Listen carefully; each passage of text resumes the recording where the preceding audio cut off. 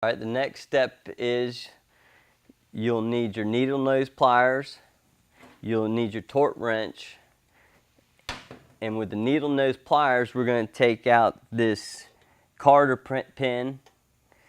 And what this Carter pin is used for is to make sure the axle bolt itself doesn't loosen up while the rider is riding and come off the bike.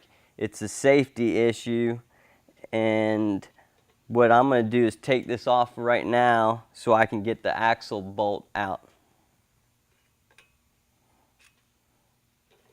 Okay, I got the Carter pin out,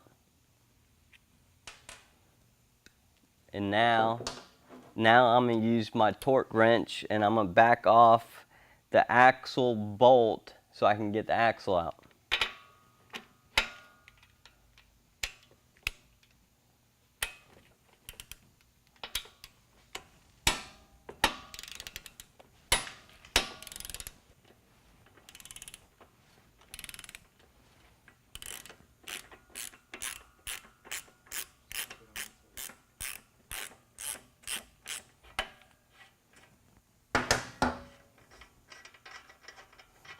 And that's how you remove the axle bolt.